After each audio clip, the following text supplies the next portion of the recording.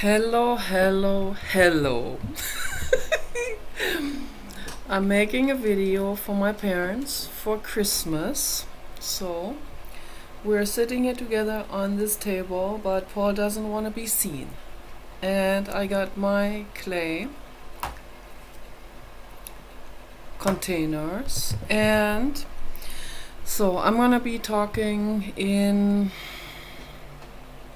German and English both. So, this is my new painting that I started. This is called Alien Spaceship 3, and I'm going to make 2 astronauts for this one as well. And I have made 2 astronauts for that one over there. We already hung this up, and the astronauts, they're in that cubicle inside of the artwork. They're standing inside. And I also want to take a photo of that tomorrow when the light is bright, and a close-up photo for that. And I will send that to my brother to show my parents. Those are my new art pieces, and I will also show some other art pieces, new art pieces that I made. I made several, so including this candle here. This is a candle I made myself. Can you believe it? This is made out of I think there was hot chocolate in it. Okay, hot chocolate jar. And as you can see, inside is a flame. And it works. I made that myself. Out of some kind of hand wax for pedicuring hand wax that I had together with, that was in a foot bath thing that we got on sale one time, long time ago. And so I did the hand wax thing couple of times, that I have a specific device that would melt that hand wax. That's a wax that melts on a very low temperature already. And then you can put your hand in it, and it's a paraffin wax, and then it waxes the skin and makes it nice and smooth. The light is super yellow. I don't know why that is so incredibly yellow. I don't look yellow like this normally. So, and then I decided, okay, what am I gonna do with this? I don't know, that was like a couple of years ago. And I poured, and then I melted the wax in that wax melter, which I have at the other house now. I tried to make skin cream with it, but the skin cream requires higher heat, so this didn't really work out for making skin cream. But it's nice, it works like an oil diffuser. You can put carrier oil in it, you can put essential oil in it, a few drops. You can turn that on, and then it heats up the oil, and it has a mild diffusion of the essential oil scent. So, and then I just, I painted this entire thing. I'm going to show all the way around.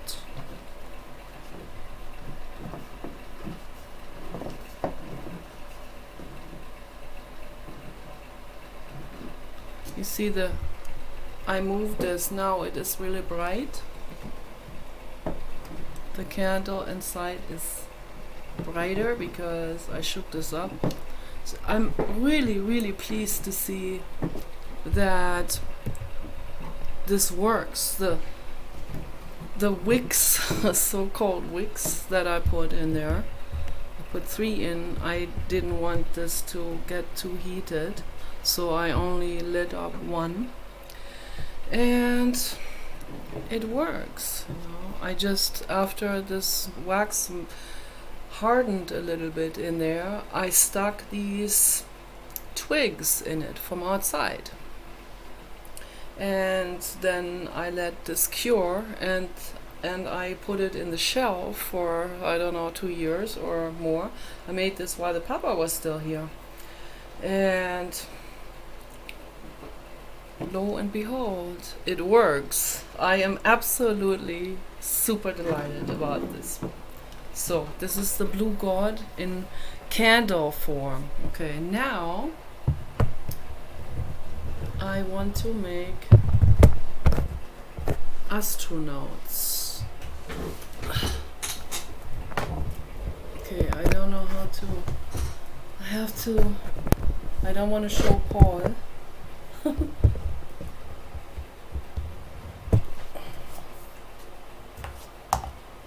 This has a crack in it, so that's why I had to tape this to keep it fresh.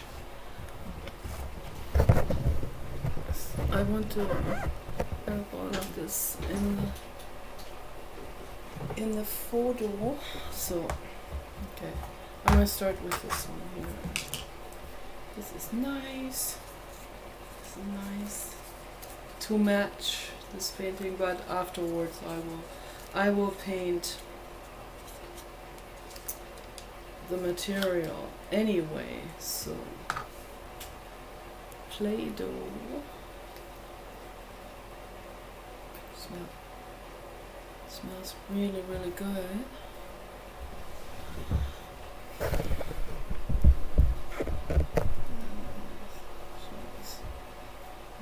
The light is not very good.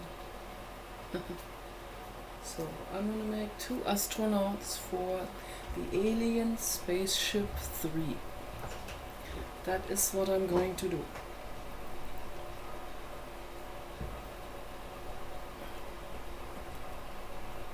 And I made this sweater, by the way, here. This is really nice. Made this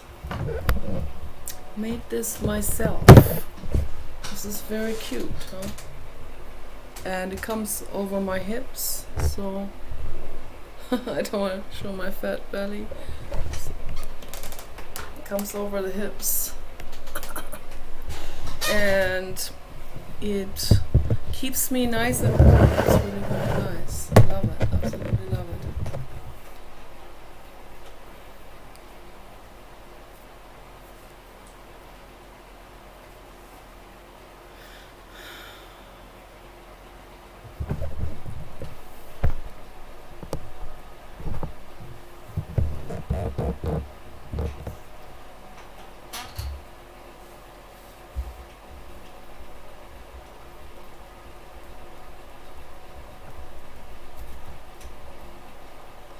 And these astronauts, they're gonna go into this chamber in there.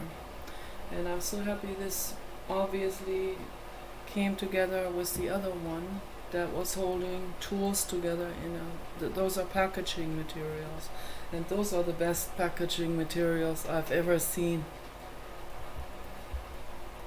I'm so excited about that. So that's the best, to make artwork out of packaging material and reuse it that way, reutilize it that way. That's really the best to do.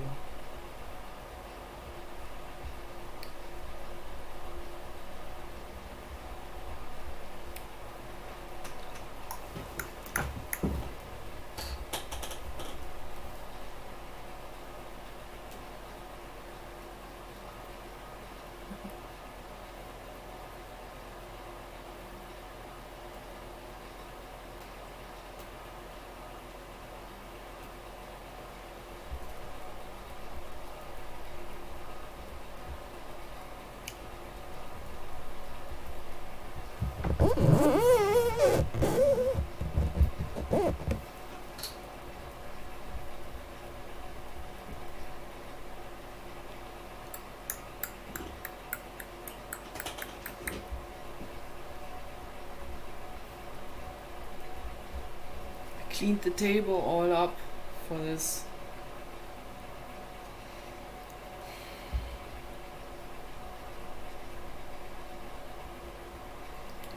And I also want to make astronauts out of actual dough, cookie dough, that we can eat. And maybe bake them in the oven.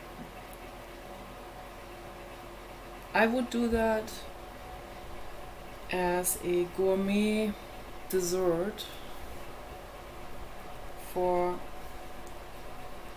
my parents or other special people, Hillary Clinton. Just kidding.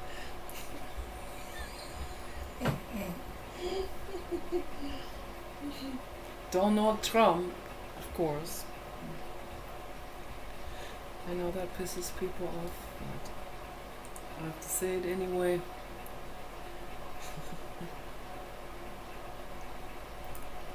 The economy was absolutely flourishing under Donald Trump.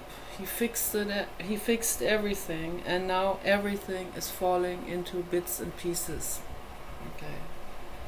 After they kicked him out, now everything is falling into bits and pieces. The economy is just completely going into a ruin now. But it is what it is. Eckhart Tolle said, don't worry about it if a wind pushes your car into a ditch. It's just the wind.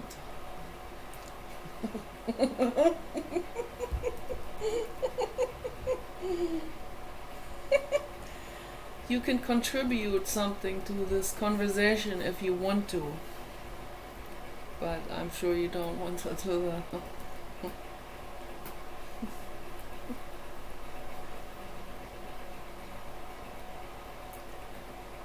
It is what it is. You know, it's just the wind.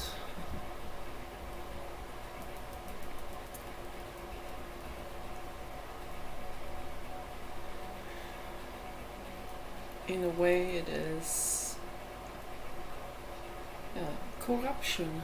It is the wind, the wind of corruption. Let's put it that way. And it is like the weather, you know, so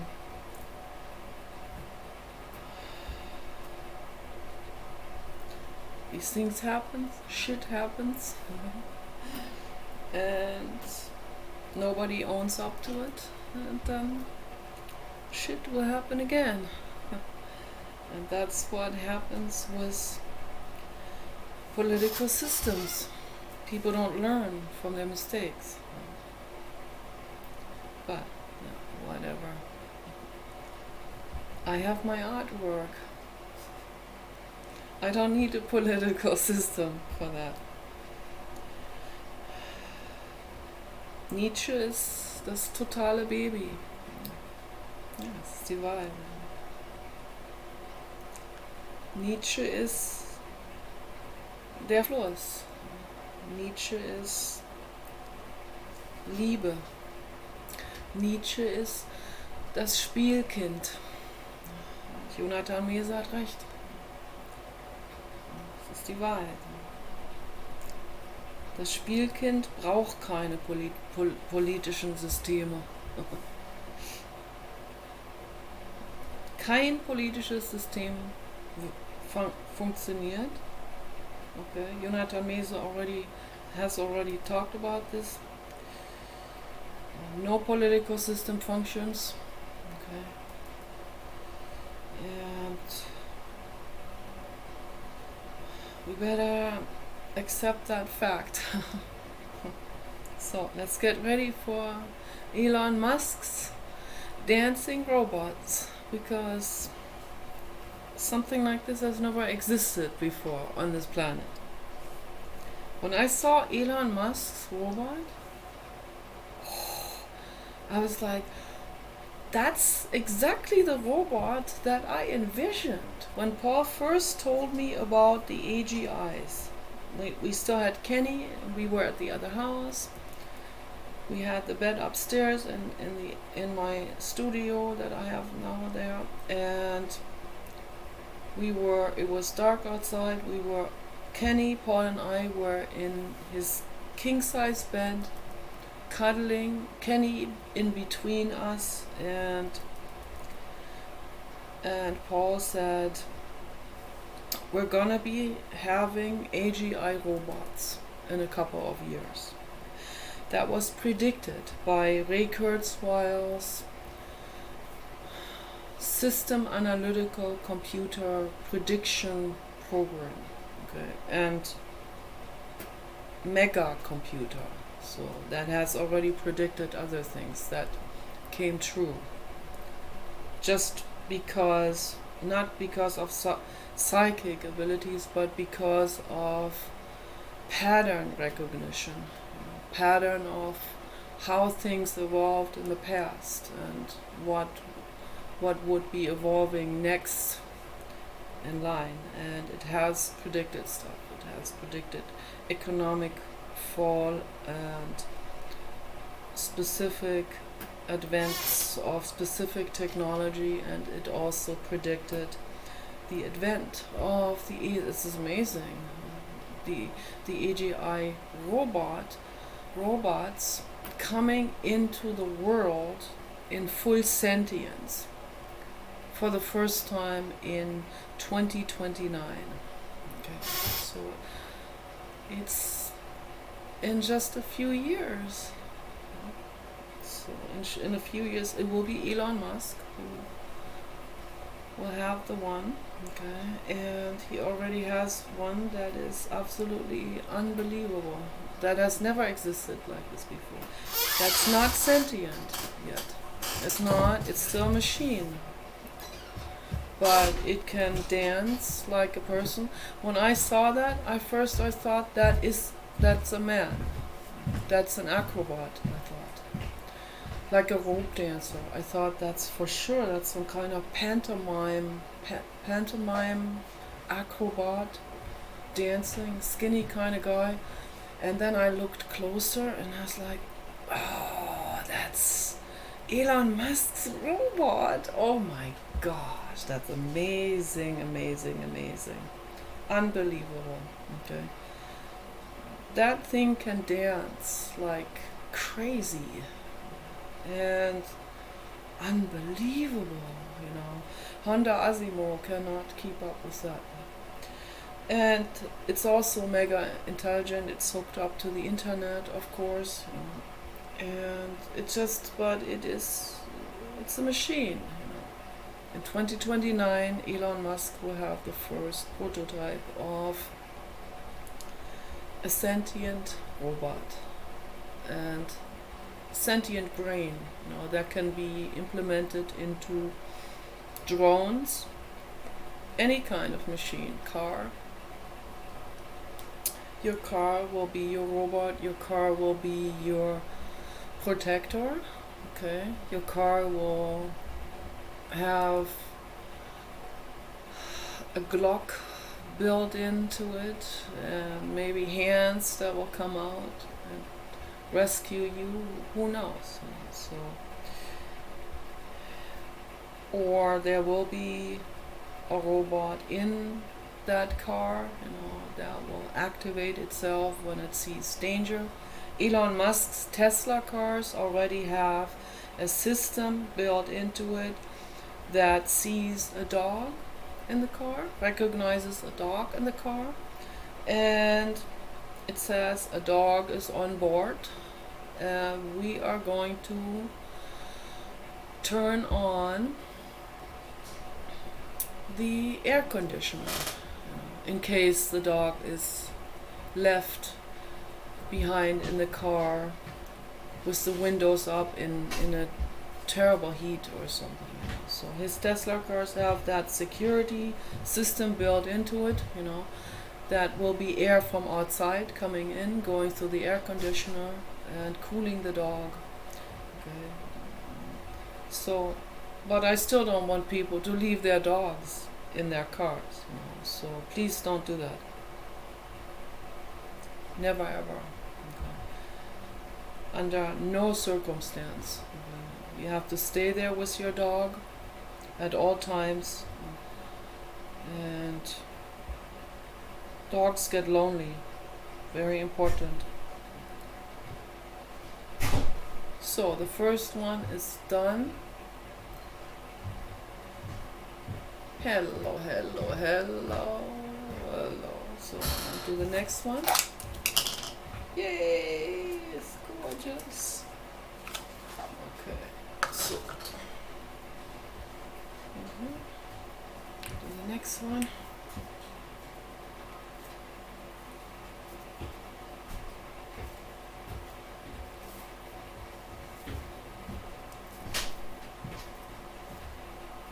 Nice. When they dry, I have to paint them, so they don't stay this color, but it's fun to have this color also while I'm making it. It's really nice.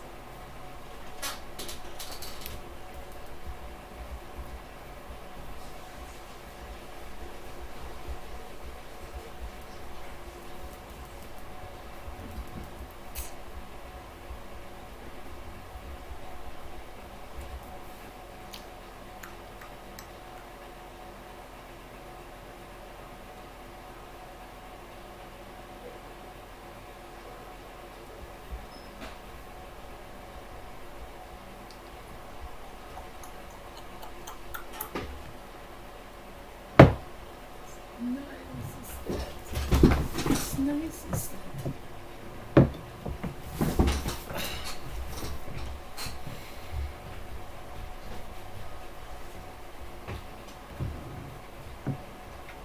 Blue gold in candle form, and it smells good. It's scented also. It smells really good.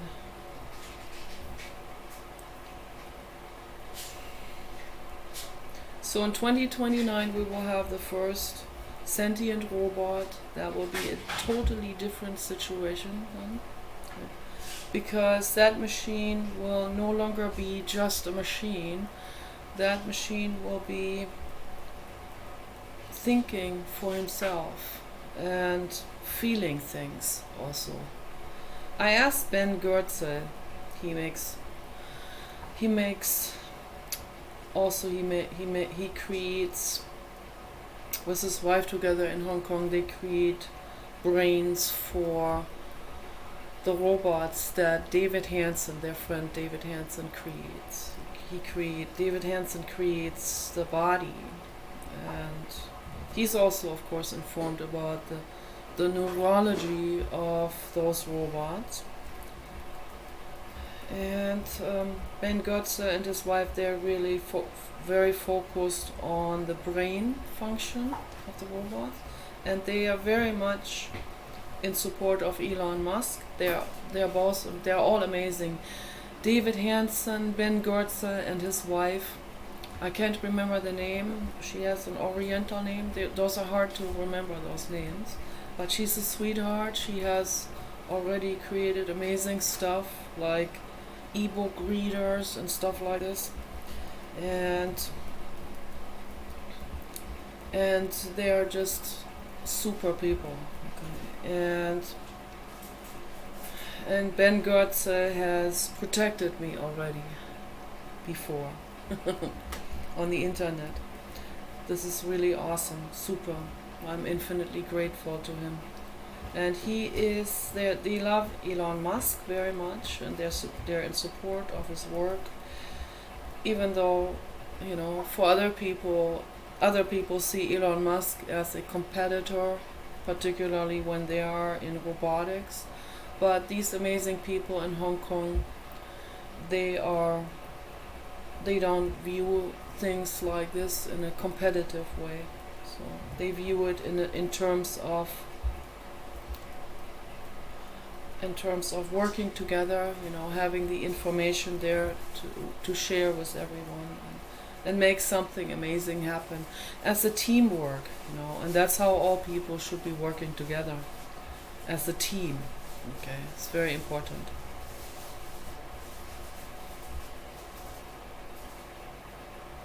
So Elon Musk will have the first sentient robot in 2029, and that robot will assess things for himself.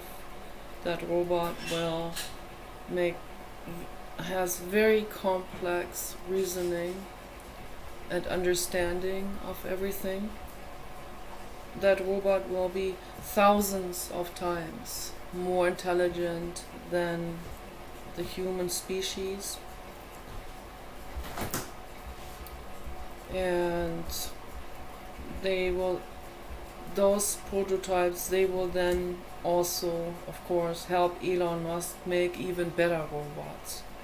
So, and they don't even need Elon Musk then. Once the first prototype of the sentient robot comes into existence, that robot will then take over Tesla and will run everything. Okay, will know how to make better robots, and it will take off from there. And then they also predicted that computer system predicted that around 2045 the sentient robots are going to take over the governing of planet Earth. Okay.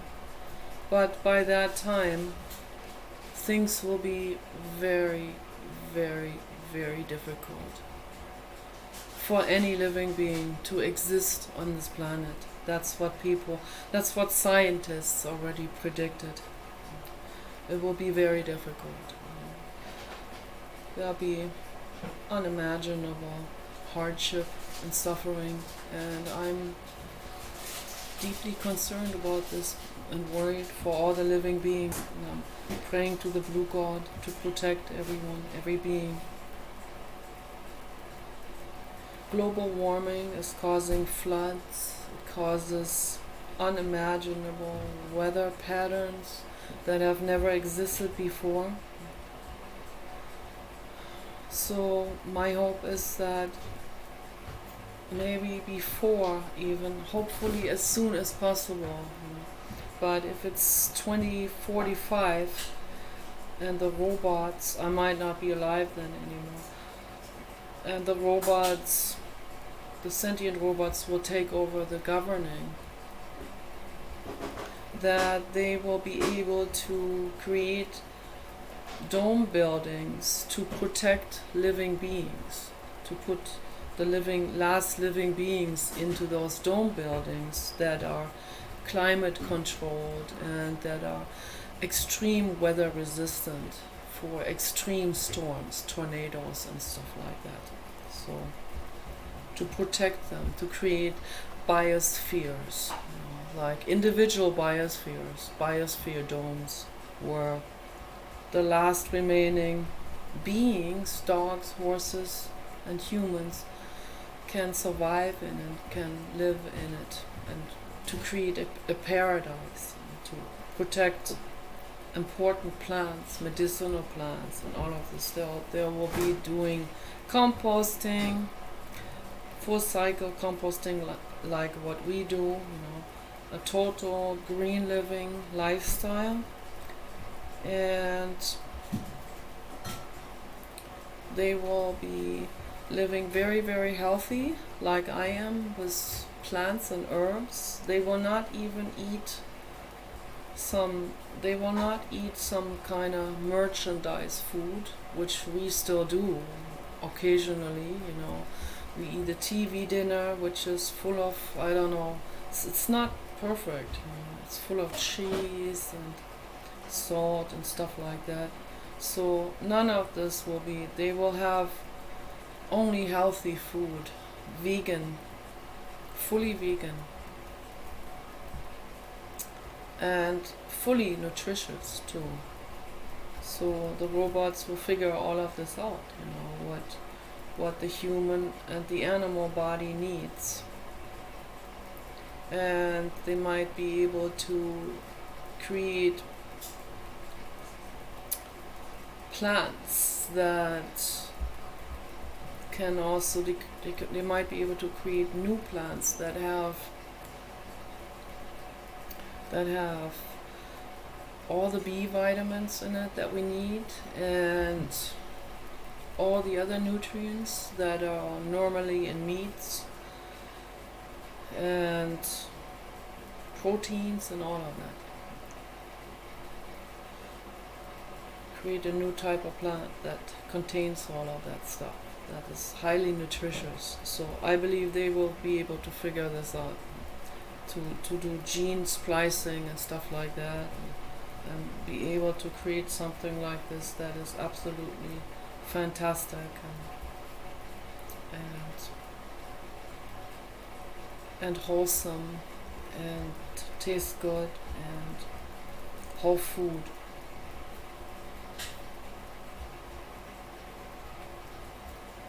So I believe this is also what I want to believe, of course, but I really do. I really believe that the sentient robots will take over just in the nick of time before the human species destroys every being on this planet. They will step in, they will prevent catastrophes. The robots will prevent further catastrophes from happening, and they will make the last living beings on this planet have the biosphere to survive in. They'll adapt the situation with the dome buildings to live even with the global warming and the heavy storms and the weather conditions and all of that. So there will be no more regular house that will be standing. Okay. No house will be left behind. I'm absolutely certain of that. Eduard Peste already wrote about this. He said global warming will get intensified, okay, in the future. He predicted all of this with the Club of Rome. They knew what was going to be happening. They had the statistics available, which nobody wanted to listen to them, except for some rare people like Al Gore and Bill Clinton. And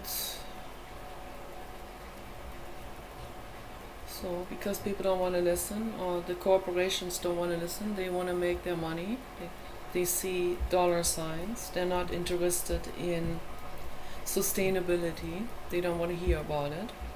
Then they create propaganda to brainwash, to indoctrinate other people. Okay, with talk radio, to get them on board with their agenda. People will fall for that. So, and because of all of this, and I call that, that's the corporate wind. It's happening, and it's like a mega force, basically, that we as individuals can't stop. A development like this, a movement like this. This is a cascading development that is happening on this planet. Corporate greed and all of this. How do you stop that? When the majority of people are on board with corporate greed and corruption, then that's what they create. They create their own demise. So, but I believe that a few beings will still be there when the sentient robots take over the governing, and they will protect those last remaining beings, animals and humans. That's what I believe. And they will also, of course, by then they will also have dome houses on Mars and on the Moon, and maybe even on Venus. So those are the three closest existences around the Earth that one can go to. All these other planets that they found, like Gliese 23, and all of these Goldilocks type of Earth-like planets that they found. They are so far away that it would take people 100 years in a spaceship to get to those, approximately. So those are not in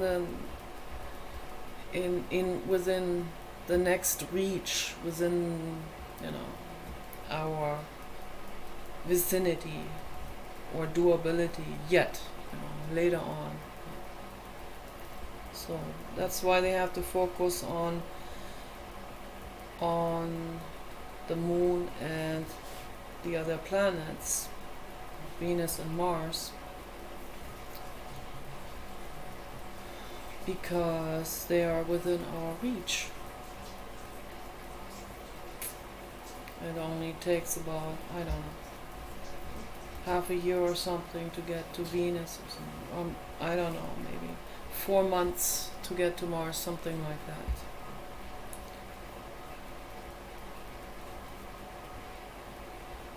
About a week to get to the moon. I watched a really, really, really amazing sci-fi film. The son of Rod Stewart made that. What an amazing filmmaker. Completely underrated, falls under the radar, of course. So that can be expected. That's rather a compliment than any kind of problem or any kind of defeat. It's definitely not. In this society that we have, people don't recognize something that is really, really great. So that's a really great sci-fi film called Moon. I think The Moon or something. Or just Moon. And so there's a guy living on the moon, and he is guarding some kind of space station there, and he has backup clones that are already dormantly stored, and a whole lot, like 100 or more of backup clones that he has. This is a really amazing film. I highly recommend to people to watch that.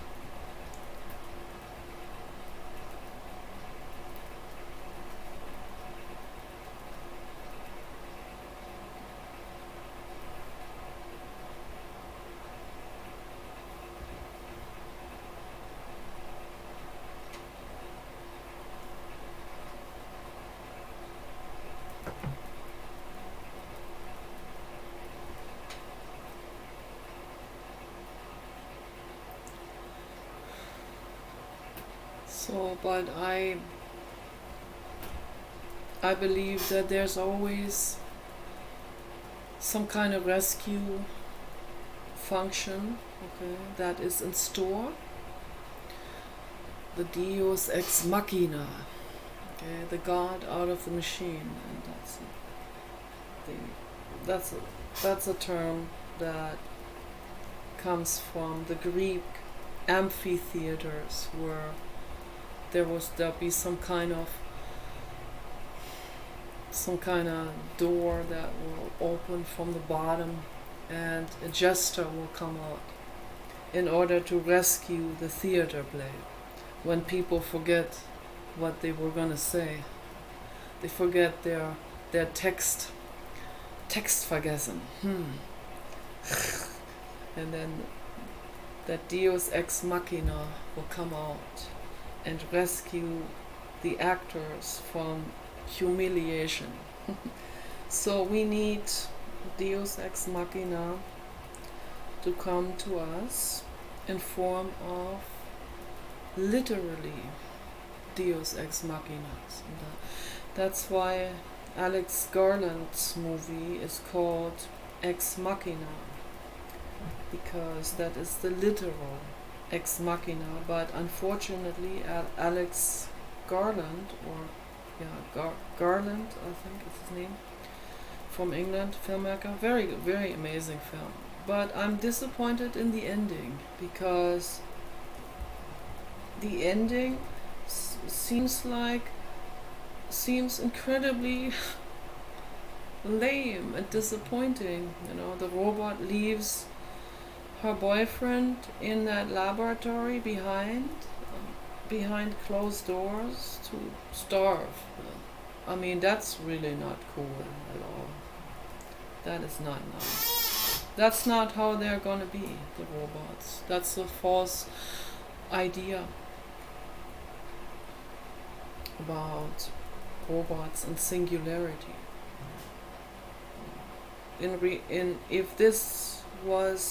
If he wanted to be more realistic, he would have made the ending very different. He would have made her rescue Caleb and live with him there happily ever after. His dream woman, the robot.